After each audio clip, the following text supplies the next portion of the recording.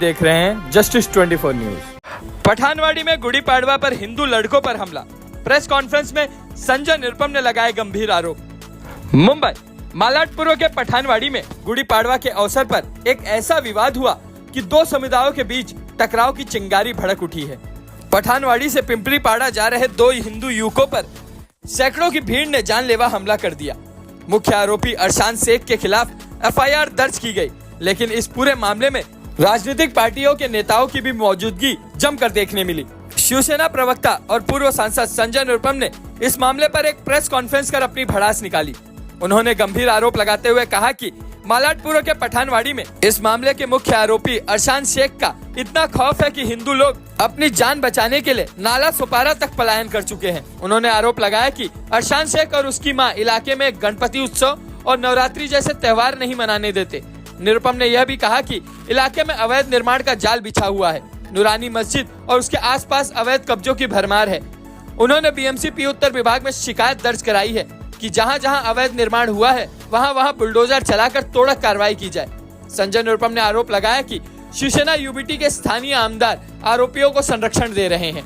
उन्होंने दावा किया कि पुलिस पर दबाव डालकर आरोपियों को सिर्फ पूछताछ के बाद रिहा कर दिया जा रहा है। मुख्य आरोपी अरशान शेख को आमदार का पूरा समर्थन प्राप्त है और इसी वजह से पुलिस कठोर कार्रवाई से कतरा रही है। संजय निरुपम ने आरोपियों के पुराने बैनर भी दिखाए, जिसको दिखाते हुए उन्होंने कहा कि ये देखिए, बैनर स्पष्ट रूप से राजनीतिक संरक्षण साबित कर रहा है। उन्होंने यह भी कहा कि अगर पुलिस ने सख्त कार्रवाई नहीं की तो यहाँ पर भी नागपुर जैसी स्थिति पैदा हो सकती है।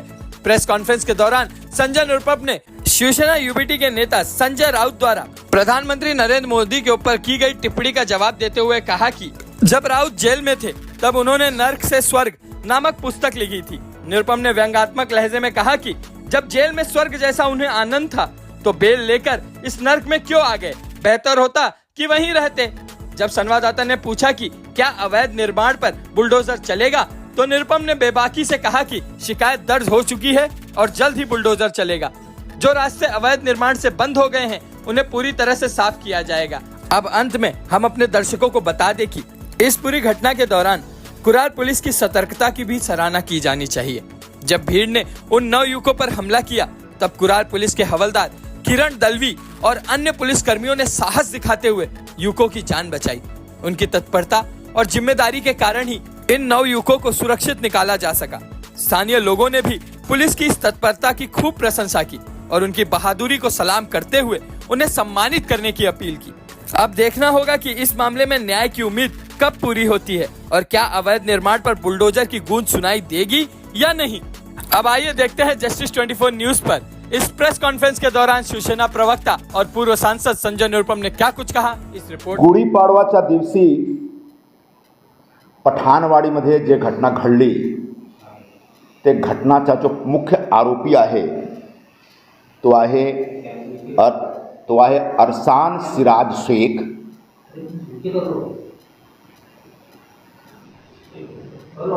त्याच्या दहशत त्या विभागात मोठा प्रमाणात आहे। रमेश होटल आणि एक रेडीमेड गारमेंट्सचं शॉप आहे परिचय, त्याच्या मागे त्याच्या एक चाल कमिटी आहे, चालचा मालक आहे। चालमध्ये राहणारे लोक गुजराती आणि मराठी भाषिक लोक आहेत। त्यांच्यातर्फे अशी तक्रार आलेली आहे की अरसान शेख आणि त्यांची आई त्यांना खूप सतावतात तिकडे आणि गणपती आणि नवरात्रीचा सण पण ते साजरा करू शकत नाही। त्यांच्या एवढा दहशत आहे तिकडे। त्यांनी चाल कमिटी आणि आजूबाजूच्या जागावर मोठ्या प्रमाणात अवैध बांधकाम केलेलं आहे। याची तक्रार आम्ही बीएमसी मध्ये केलेली आहे आणि बहुतेक बीएमसी ची आमची अपेक्षा आहे पी नॉर्थ जो वॉर्ड आहे की त्यांच्याकडून काहीतरी कारवाई झाला पाहिजे। पण मला असं वाटतो की कुरार पोलीसवर अजून पण खूप दबाव आहे। त्या दिवशी जेव्हा मारहाण झाली त्या एक मोठा मॉब होता. जो FIRची कॉपी आहे, FIRची कॉपीमध्ये 7 लोकांचं नाव, 7 लोकांबद्दल आणि पुढे 10 लोकांबद्दल त्यांनी असा तक्रार केली आहे. त्यांनी सांगितलं की 9-10 लोक होते आणि त्यांचा जो स्टेटमेंट आहे, स्टेटमेंट तुम्ही जर वाचणार त्याच्यामध्ये एवढा एक घाणारे रित्या त्यांनी त्यांच्यावर अटॅक केला आणि शिवीगाळ केलेला आहे की तो एक चिंतेची बाब आहे की पठाणवाडीमध्ये नक्कीच काय चाललेलं आहे. पण 9-10 लोकांच्या बद्दल तक्रार केल्यानंतर पण कुरार पोलिसने फक्त 7 संशयितांना उचलला आणि 7 मधून फक्त 3 जो आरोपी आहेत त्यांच्याकडे बाकीला त्यांनी सोडला. एक आरोपी अरसान सिराज शेख, दूसरा जैद शेख आणि तिसरा शहबाज शेख.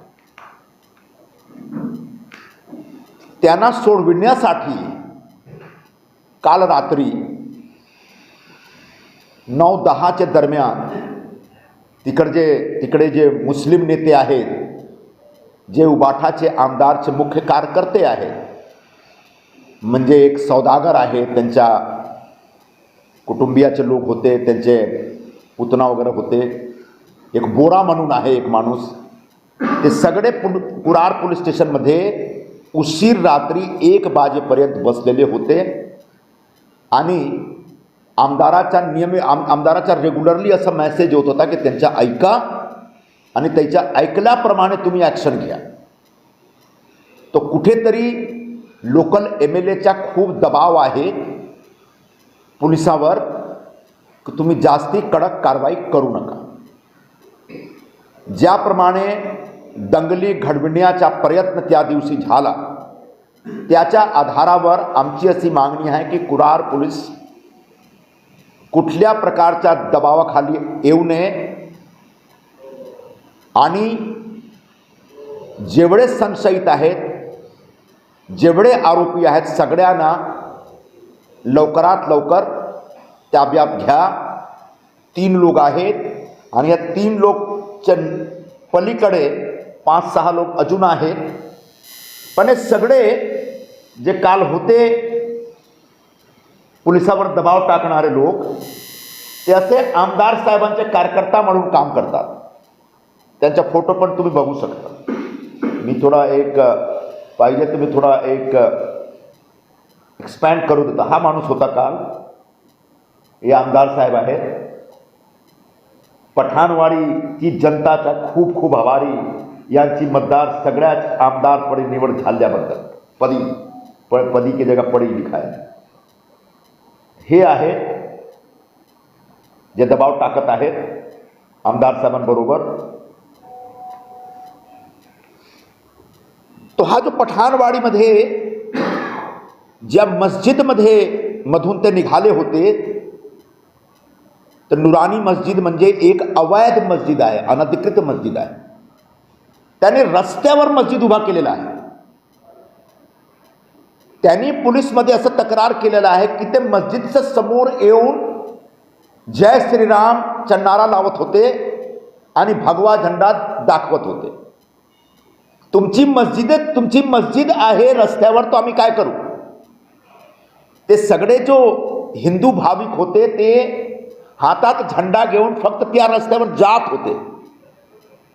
म्हणजे ते मस्जिदच्या समोर नाही, मस्जिद ते रस्त्यावर जात होते.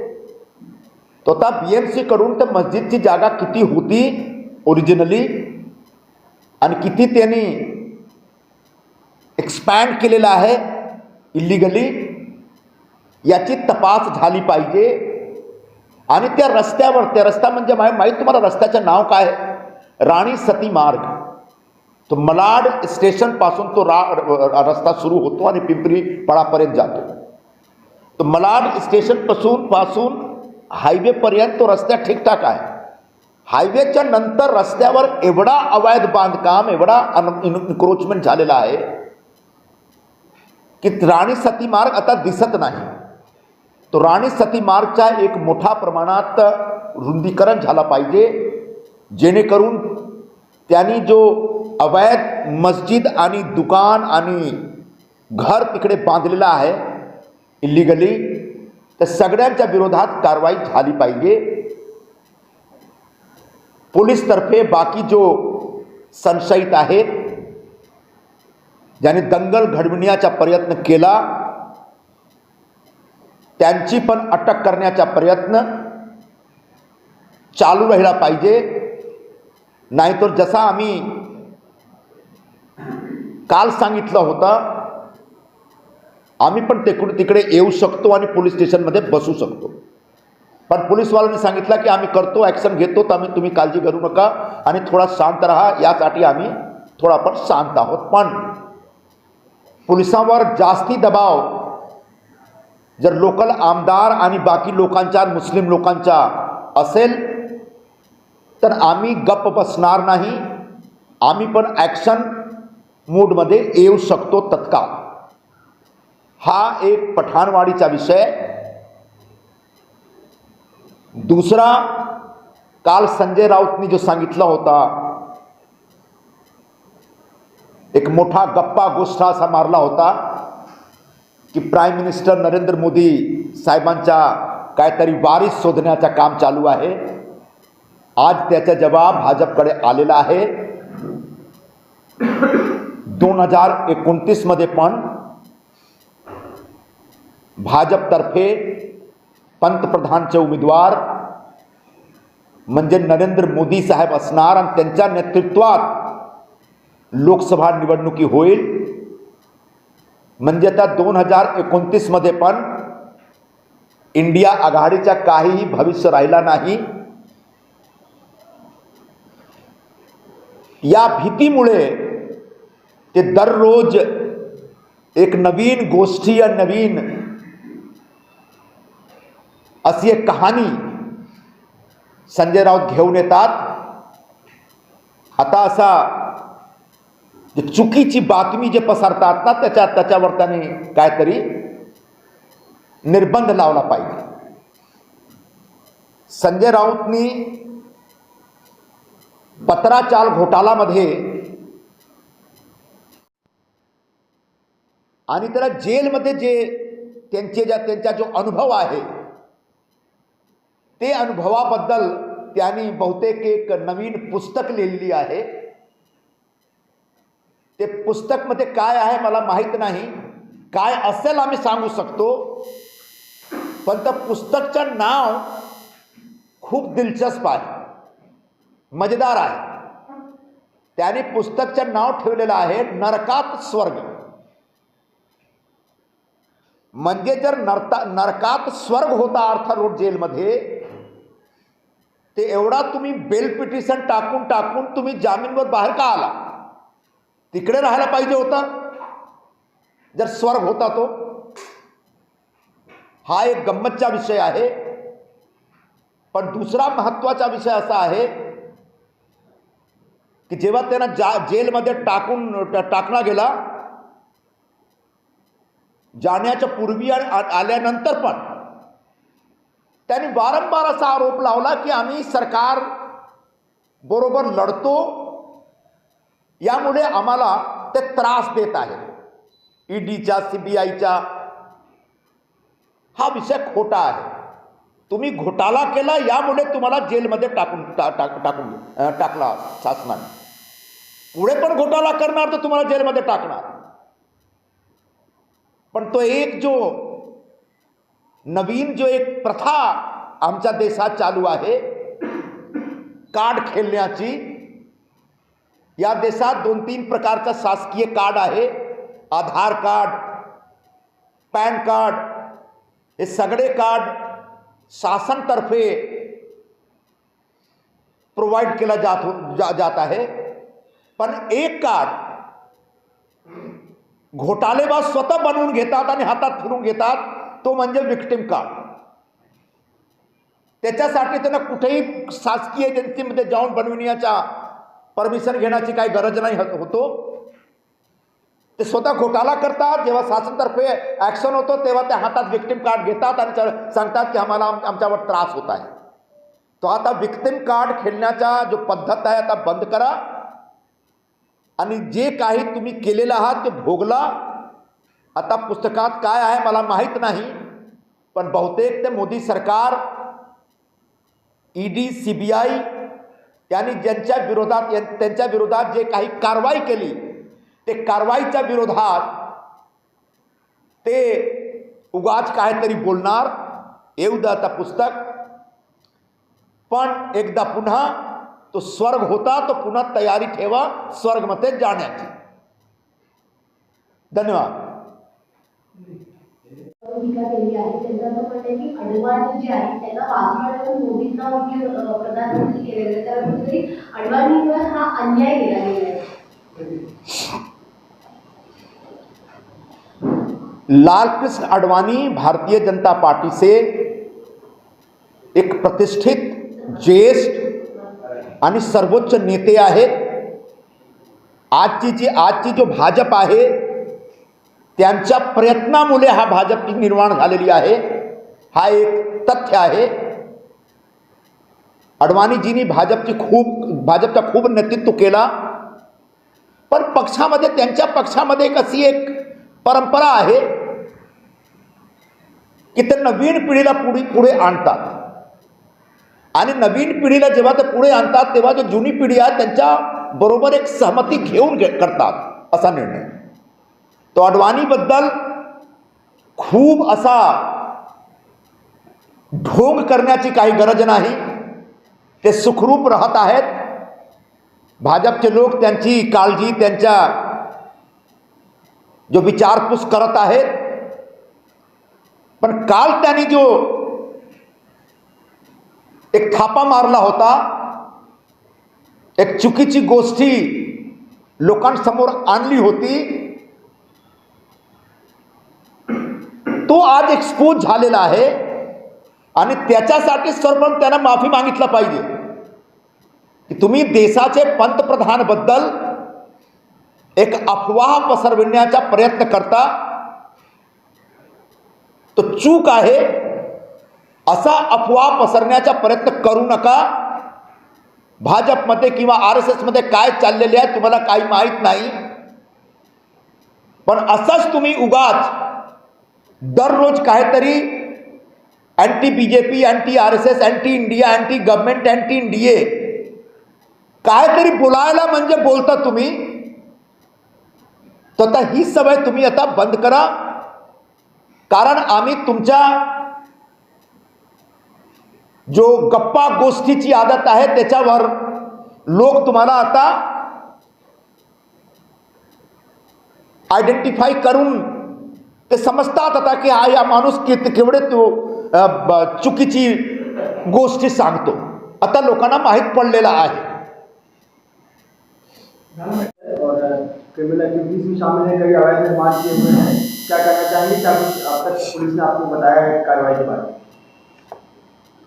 गुड़ी पाड़वा के दिन कलश यात्रा में शामिल होने के लिए क्रांति नगर के जो बच्चे पठानवाड़ी के रास्ते पिंपरीपाड़ा जा रहे थे, मलाडपुरों में,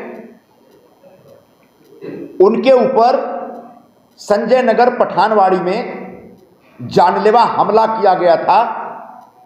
और बिना किसी कारण के हमला किया गया था. उस हमले में सैकड़ों जिहादी प्रवृत्ति के मुसलमान शामिल थे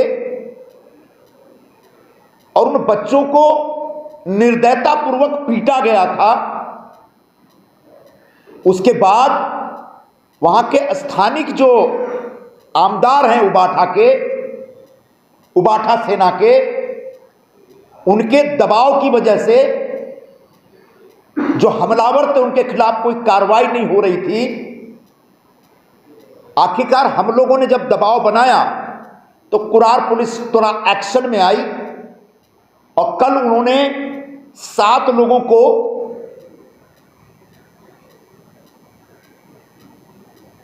शक के दायरे में उठाया था. और उन 7 लोगों में एक है अरशान शेख.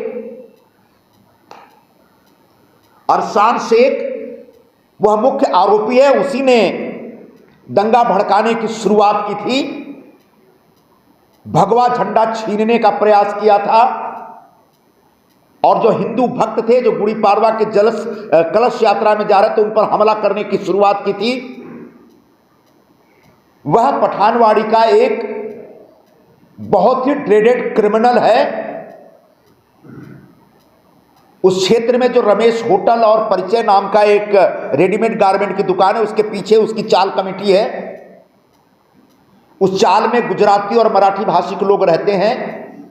उन लोगों की ऐसी शिकायत है कि उनको गणपति और नवरात्रि भी ये लोग करने नहीं देते, मां बेटे दोनों मिलकर। उनके कारण उस चाल से मुझे बताया गया कि अब तक उनके दबाव और उनके दहशत की वजह से उस चाल से 6 हिंदू लोगों ने घर बेचकर वो नाला सोपारा शिफ्ट हो गए। तो ये जो दादागिरी और गुंडागर्दी अरसान शेख की चल रही है, ये जो अवैध निर्माण काम उसने किया है, पतरे मार मार के जो जगह घेर रखे हैं उसने, इन तमाम अवैध निर्माण के खिलाफ कार्रवाई होनी चाहिए। हमने लोकल बीएमसी ऑफिसर को सूचना दे दी है, औपचारिक कंप्लेन भी करने जा रहे हैं।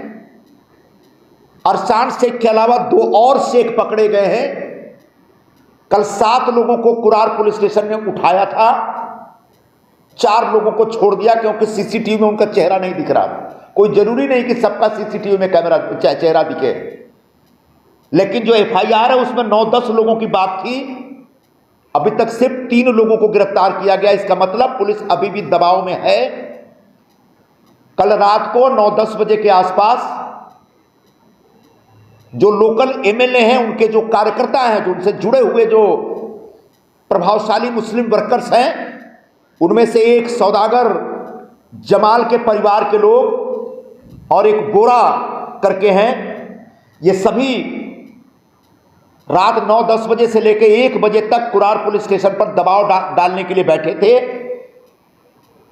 और अरसान शेख और बाकी दोनों शेख, जायद शेख और शहबाज खान को छोड़ा जाए, इस प्रकार का दबाव डाल रहे थे। मैं इतना ही कहूंगा कि कुरार पुलिस स्टेशन इस प्रकार के किसी दबाव में ना आए। बाकी जो दंगाई हैं उनको भी तत्काल पकड़े, गिरफ्तार करे और उनके खिलाफ कड़क कार्रवाई करे। ये जो पुलिस स्टेशन में जो दबाव डालने गए थे, ये आमदार साहब के खास कार्यकर्ता लोग हैं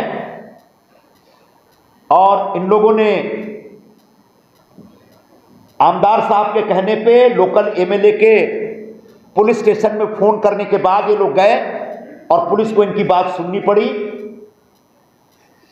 मैं स्पष्ट करना चाहता हूं कि पूरा पठानवाड़ी का जो रोड है,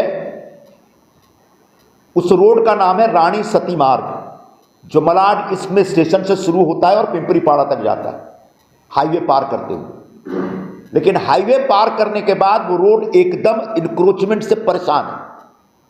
उसी रोड पे मस्जिदें बनाई गई हैं अवैध तरीके से, दुकानें बनाई गई हैं, घर बनाए गए हैं।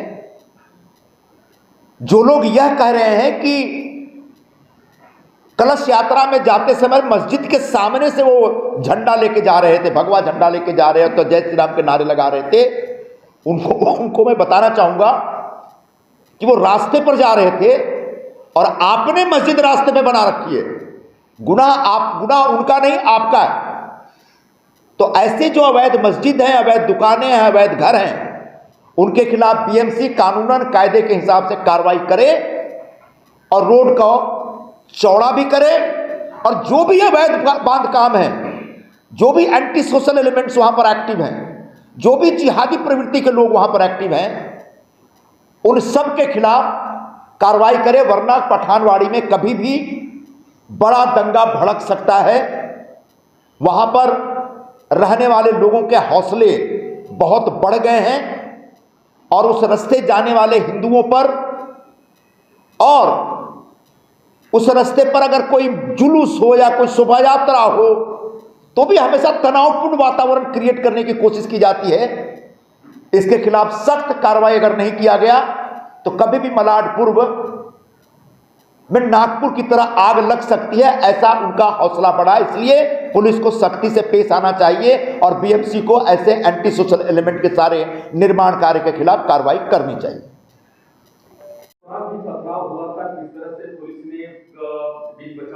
मामला, मगर इस बार भी जिस तरह से पथराव हुआ, जैसा आप मानते हैं कि प्लान की तरफ हुआ है? क्योंकि संख्या जिस तरह से दिखाई गई, जिस तरह से पुलिस हाथापाई हुई, क्या इसको मानते हैं कि प्लान से किया गया? ऐसी जानकारी मेरे पास रही है कि जब गणपति विसर्जन के लिए लोग उस तरफ से गणपति लेके जाते तो उस पर भी पथराव किया करते हैं, और यह सब कहीं ना कहीं कुरार पुलिस स्टेशन का जो ढीलापन है ना, उसका असर।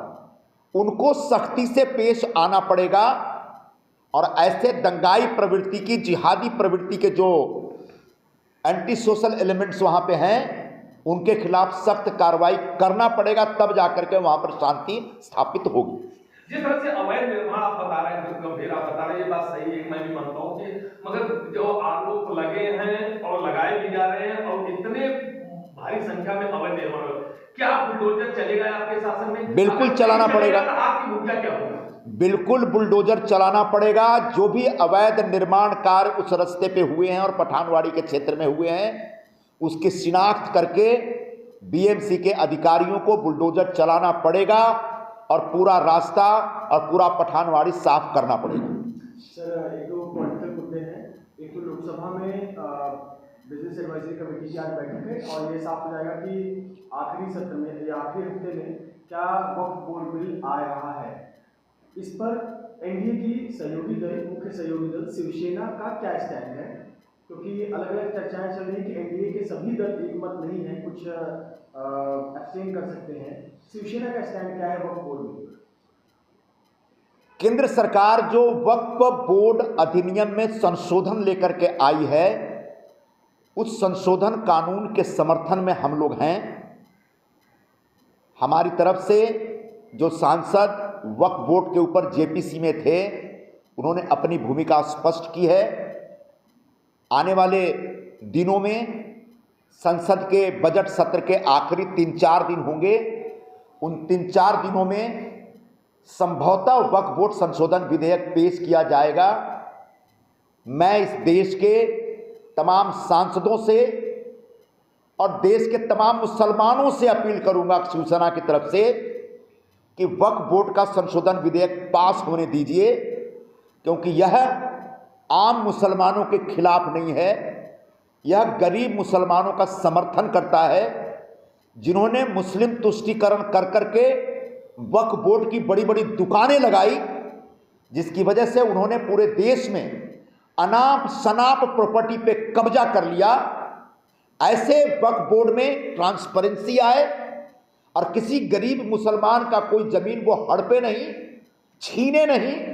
इससे बचने के लिए और वक्फ बोर्ड के नाम पे जो जमीन के बड़े बड़े सौदागर खड़े हो गए हैं और जिन्होंने बड़े बड़े भूखंड घोटाले किए हैं, उनके खिलाफ कार्रवाई हो सके, इसके लिए यह कानून है। तो शिवसेना 100% इस कानून के, इस विधेयक के समर्थन में है और मुझे उम्मीद है कि एनडीए के बाकी सहयोगी दल भी इस विधेयक का समर्थन करेंगे।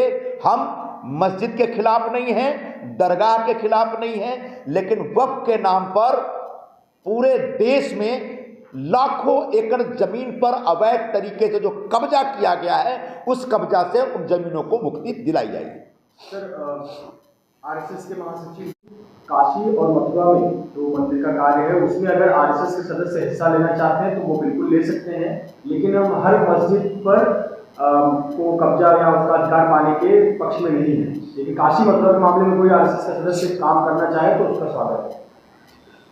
देखिए, काशी का बाबा विश्वनाथ मंदिर और मथुरा का श्री कृष्ण जन्मभूमि, ये दोनों मंदिर ऐतिहासिक रूप से औरंगजेब के द्वारा खंडित किए गए थे। इसके ऐतिहासिक साक्ष्य मौजूद हैं। जो औरंगजेब की जिसने जीवनी लिखी थी, उसने भी कहा कि जो सैकड़ों हजारों मंदिर तोड़े गए थे, उसमें ये 2 मंदिर प्रमुख थे। उसकी डेट भी है और साल भी। ऐसे में बाकी मस्जिदों की बात नहीं हो रही है, लेकिन जिन मंदिरों को तोड़ के वहां पर मस्जिद बनाई गई और कब्जा किया गया, उससे उन मंदिरों को मुक्ति दिलाने का पर्व शुरू होना चाहिए। और एक अरसे से इस देश के हिंदुओं की डिमांड है, उनकी मांग है कि काशी में बाबा विश्वनाथ मंदिर के पास जो ज्ञान वापी मस्जिद है, जिसके लिए कुछ कोर्ट मुकदमा भी चल रहा है और उसके ऊपर बहुत सारी ASI की इंक्वायरी भी चल रही है, उसको हमेशा हमेशा के लिए मुक्ति दिलाई जाए। बिल्कुल उसी तरह से मथुरा के भी मंदिर को, जो वहाँ मस्जिद बनाई गई है ज्ञानवापी, उससे भी मुक्ति दिलाई जाए। और इस पूरे अभियान में सिर्फ RSS क्यों, हिंदुस्तान का एक एक हिंदू शामिल हो सकता है और अपना योगदान दे सकता है।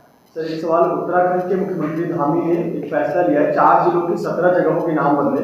हरिद्वार में एक जगह था औरंगजेबपुर, उसका नाम कर दिया है शिवाजी नगर।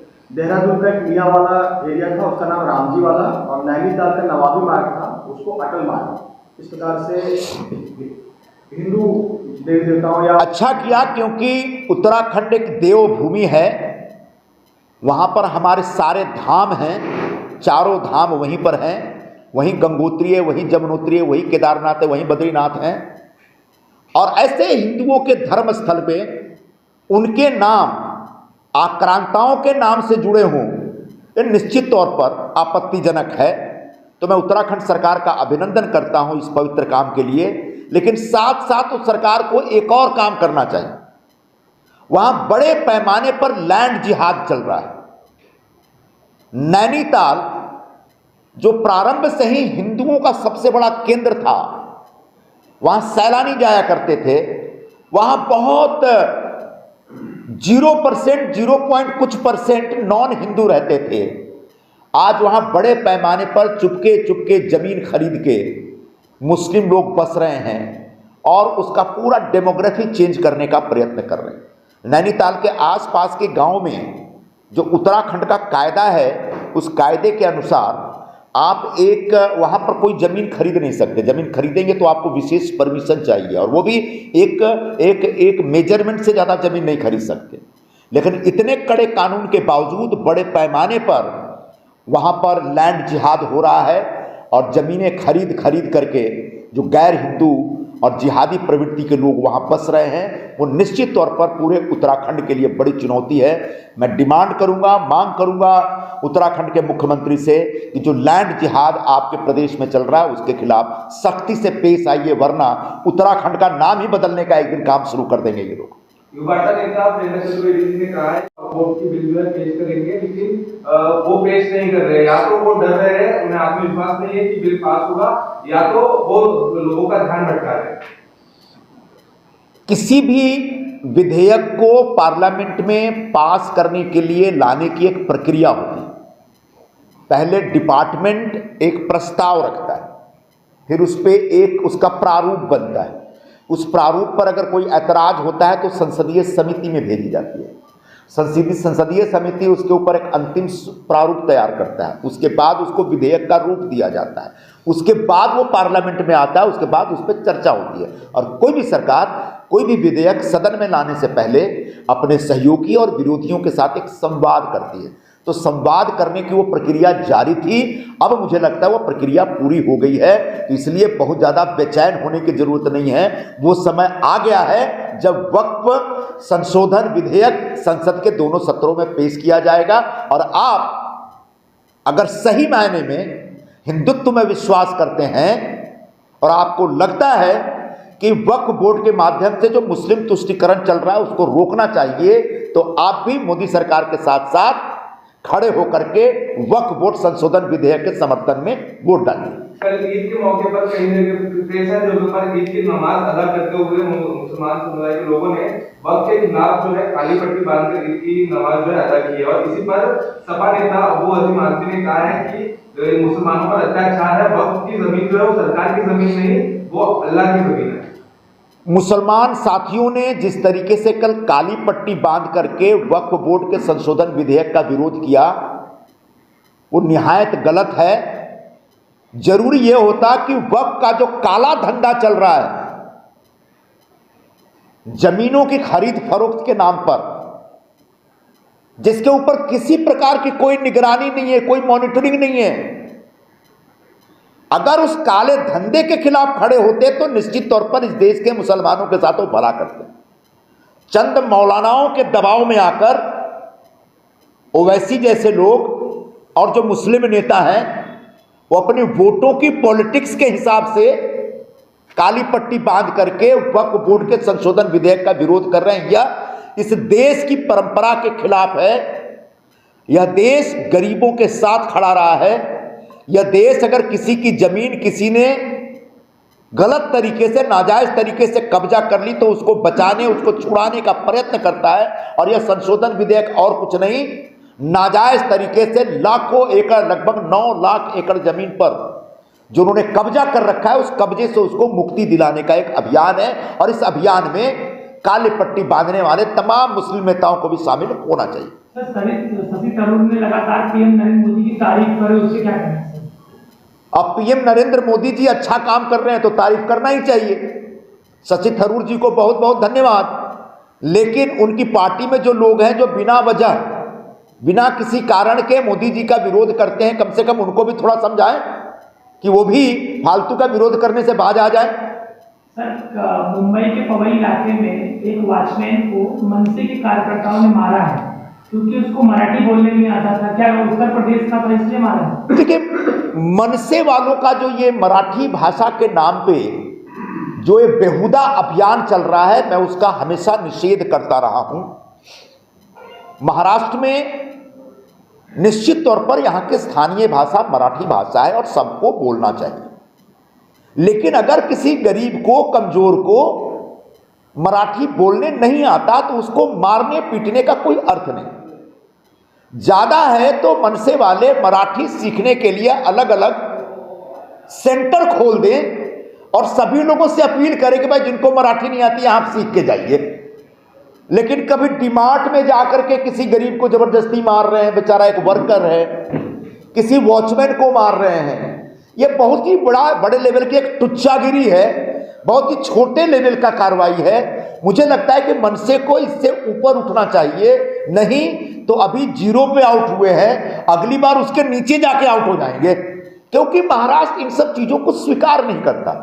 महाराष्ट्र एक बहुत ही प्रगतिशील प्रदेश है, बहुत ही उदार प्रदेश है।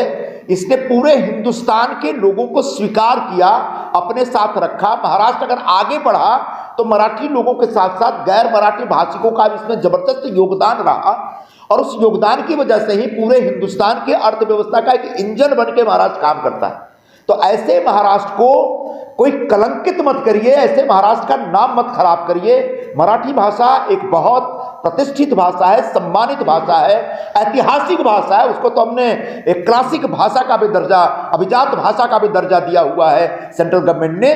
तो ऐसी भाषा का सम्मान बढ़े, इसके लिए मारपीट करेंगे तो इस भाषा के प्रति सम्मान कम हो जाएगा लोगों में, जो कि मुझे लगता है कि बहुत बुरा होगा। इसलिए ऐसी हरकत बंद करें। रस्त्यावरती विकायला बसला तर त्या संदर्भात तुम्ही काय करणार? तक्रारीची काही गोष्टी केली गेली आहे का? आमचे अंधेरी पूर्वचे काही कार्यकर्त्यांनी मला अप्रोच केला होता की आमच्या विभागात रस्त्यावर शॉर्मा विकण्याच्या खूप स्टॉल आहे, 100-200 आहे आणि त्यांच्यामधून एक स्टिंक येतो, दुर्गंध येतो आणि रस्त्यावर चालण्या लोकांना दुभर झालेला आहे। याच्यावर बंदी घालायला पाहिजे, कमीत कमी नवरात्रीच्या वेळी। यासाठी आम्ही अशी मागणी केली, पण आम्ही कधी अशी मागणी नाही केली की रेस्टॉरंटमध्ये तुम्ही नॉनव्हेज विकू शकत नाही, KFC मध्ये चिकन बर्गर वर बंदी घाला, मॅकडोनाल्डमध्ये, मॅकडीमध्ये जो भी चिकन बर्गर, मटन बर्गर आहे त्याच्यावर बंदी घाला, अशी आमची मागणी नव्हती। फिश मार्केट म्हणजे फिश मार्केट महाराष्ट्राची एक परंपरा आहे। आमची जो कोळी बहीण आहे तिकडे येतात आणि मच्छी विकून जातात, तो एक जुनी परंपरा आहे। तो इथे परंपराचे पलीकडे जाऊन ज्याप्रमाणे रस्त्यावर नॉनव्हेज खास करून शॉर्मा विकण्याचा आणि चिकनची टंगडी असे हँग करून विकण्याचा जो एक परंपरा आहे ना, तो चुकीचा आहे। त्याच्या विरोधात आम्ही आहोत आणि अजून आमची अशी मागणी आहे। आज मी फोन करणार, माझ्याकडे ते आले होते, काही ठिकाणी ॲक्शन झालेला आहे, काही ठिकाणी ॲक्शन नाही झालेला आहे। तो आता CP जो कमिशनर ऑफ पोलीस आहेत त्यांच्याशी मी बोलायला पाहिजे आणि शासनातर्फे अशी व्यवस्था झाली पाहिजे की नवरात्रीच्या दरम्यान जो रस्त्यावर मीठ आणि मटण विकण्याचा जो एक धंदा चालू आहे तो आता धंद्यावर बंदी आणला पाहिजे। जे रस्त्यावरती विकतात त्यांच्यावरतीच बंदी आहे हो. सूचना म्हणणे. हा, कारण कोणी घारीमध्ये खातो, कोणी रेस्टॉरंटमध्ये खातो, 5 स्टार हॉटेलमध्ये खातो, त्याच्यावर आम्ही कसं सांगू शकतो तुम्ही बंदी घाला. लोकांना जो भाविक जो मंदिराकडून निघून जे रस्त्यावर जातात त्यांना दिक्कत, त्यांना त्रास होत आहे ना, त्याच्याबद्दल आम्ही हा विषय करतो. पण असा एक प्रश्न उपस्थित होतो की कधी कधी जे नॉनव्हेज खातात नवरात्रीमध्ये ते देखील रस्त्यावरून तर मटण मच्छी घेतात, मग त्यांचं काय? नाही, मच्छी तो मच्छी मार्केटमध्ये मिळतो ना, चारकोमध्ये मार्केट आहे, इकडे मार्केट आहे. मार्केट तो मार्केटच्या विरोधात आम्ही नाही. आणि मटणच्या पण एक मार्केट होऊ शकतो, अंधेरीमध्ये मार्केट आहे, पण रस्त्यावर एक मटण शिजवून एक गॅसच्या चुल्ह्यावर ठेवून ज्याप्रमाणे शॉर्मा विकतात त्याच्यामध्ये एक स्टिंक येतो आणि त्याच्याकडून लोकांना त्रास होतो. हा आमचा मुद्दा आहे. आम्ही हा सांगत नाही की तुम्ही मटण आणि मच्छीच्या विक्रीवर बंदी घाला, आम्ही असं सांगत नाही, कधीही सांगितलेलं नाही आणि सांगू शकत पण नाही. ज्याप्रमाणे मुस्लिम लोक चाहे कोणीही नॉनव्हेज घेत खातात, ख्रिश्चन खातात, त्याप्रमाणे हिंदू लोक पण नॉनव्हेज खातात आणि हिंदू लोकांमध्ये नॉनव्हेज खाण्याची परंपरा हजारो साल जुनी आहे. पण आम्ही असं सांगत नाही की सर्व हिंदूला आता सात्विक झाला पाहिजे, कोणाला नॉनव्हेज नाही खायला पाहिजे, असं आम्ही सांगू शकत नाही. एवढी मूर्खता नाही आहे. पण रस्त्यावर जे काही चाललेले आहे त्याच्यावर बंदी घालायला पाहिजे असंच मागणी आहे. हम लोगों की जो डिमांड थी, खासकर अंधेरी के कार्यकर्ताओं ने ये बात रखी कि रास्ते पर जो शौरमा बेचने की आजकल एक परंपरा शुरू हो गई है, इसकी वजह से लोगों को बड़ी तकलीफ होती है. अंधेरी ईस्ट में लगभग 200-250 के आसपास शौरमा के स्टॉल्स हैं जो गैस के चूल्हे पे पका रहे हैं और उससे अजीब तरह की स्टिंक आती है, दुर्गंध आती है, तो रास्ते पे चलना लोगों को दूभर हो गया. तो ये मांग लेकर के कि कम से कम नवरात्रि में जब लोग एक सात्विक जिंदगी जी रहे होते हैं, ज्यादातर लोगों के घरों में घट स्थापना होती है, लोग उपवास करते हैं, देवी की पूजा के लिए जाते हैं, ऐसे में कम से कम रास्ते पर पका हुआ मटन मच्छी बेचने का काम बंद करिए. इसका मतलब ये नहीं कि हम ये कह रहे हैं कि मच्छी मार्केट में मच्छी बेचना बंद कर दीजिए. आप कहाँ कह रहे हैं भाई? इसका अर्थ ये भी नहीं है कि रेस्टोरेंट में अगर कोई नॉनवेज सर्व कर रहा है तो वो बंद कर देना चाहिए. नहीं, आप सर्व कर सकते हैं. कोई KFC की दुकान में या मैक्डी में अगर नॉनवेज का चिकन बर्गर खाना चाहता है खा सकता है. लेकिन रास्ते पे जिस तरीके से मटन मच्छी और चिकन को पका कर बेचने का जो सिलसिला चल रहा है, एक तो सुप्रीम कोर्ट के आदेश के हिसाब से ये अवैध है, इलीगल है. सुप्रीम कोर्ट ने कह रखा है कि रास्ते पर आप चूल्हा जला के कोई चीज बेच नहीं सकते, तो जो आप नॉनवेज बेच रहे तो वैसे ही अवैध है.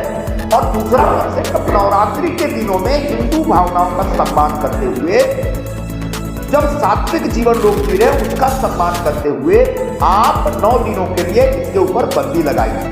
कई जगहों पे जब हमने मांग रखी तो कई जगहों पे सिर्फ अंधेरी में नहीं, अलग अलग पुलिस स्टेशन के हद में भी इस प्रकार की कार्रवाई हुई है. लेकिन जितनी सघन कार्रवाई होनी चाहिए उतनी सघन कार्रवाई नहीं हुई है. इसलिए आने वाले दिनों में जरूरत पड़ी तो हमको मुंबई के पुलिस आयुक्त से भी बात करके इस दिशा में कार्रवाई करने की अपील करनी पड़ेगी.